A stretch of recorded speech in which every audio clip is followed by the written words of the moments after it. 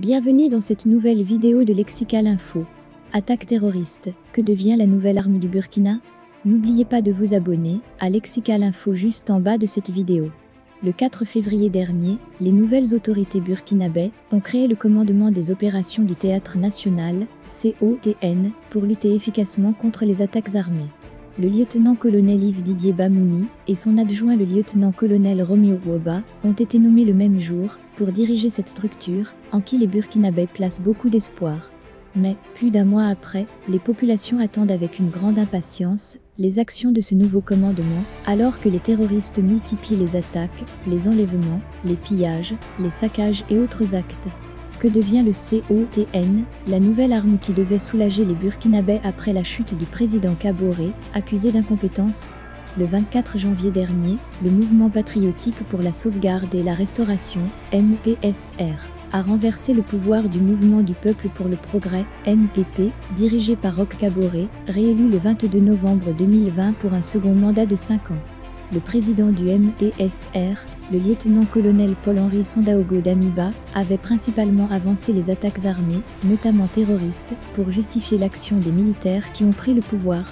Dans sa première adresse à la nation, le 27 janvier 2022, le lieutenant-colonel Damiba rassurait que si les priorités sont nombreuses, il est clair que la priorité principale demeure la sécurité, s'engageant à travailler à réduire significativement les zones sous influence terroriste et les impacts de l'extrémisme violent en redonnant aux forces de défense et de sécurité, ainsi qu'aux volontaires pour la défense de la patrie, la volonté de combattre et d'aller encore plus à l'offensive avec des moyens adéquats.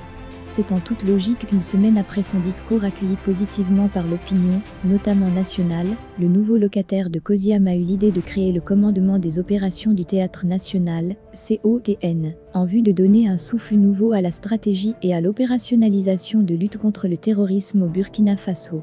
Le COTN qui, dans sa disposition 3, stipule que la structure aura pour mission de concevoir, organiser et soutenir les opérations de sécurisation des opérations du territoire national. Est-il vraiment opérationnel?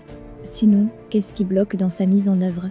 Qu'est-ce qui fait qu'après un mois de son annonce, le COTN, qui devra exercer son autorité sur l'ensemble des forces de défense et de sécurité et des volontaires pour la défense de la patrie, VDP, supplétifs de l'armée, ainsi que leurs moyens engagés sur le théâtre tarde à se concrétiser?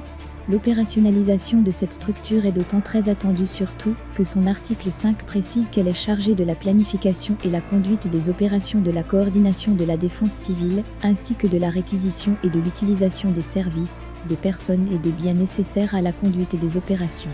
Mais, qu'est-ce qui bloque réellement pour une véritable mise en œuvre du COTN considéré à son annonce comme le phare des autorités pour apporter des réponses vigoureuses contre les attaques terroristes? Une question que se posent les populations qui ne savent plus à quel sein se vouer ou à quoi s'accrocher face aux attaques répétées. À quand le COTN qui, en coordination avec la représentation de l'État, a l'autorité pour prendre toute mesure correspondant aux besoins de la défense et de la sécurité, y compris les restrictions de liberté de circulation et de l'interdiction de certains moyens de déplacement? Vivement que le vœu des populations résilientes, qui font face aux attaques incessantes des fous de Dieu, soit entendu et réalisé le plus tôt possible, afin qu'il ne soit pas trop tard pour ce pays qui était avancé 6 dernières années, un havre de paix et de cohésion sociale entre les populations qui vivaient ensemble en bonne intelligence.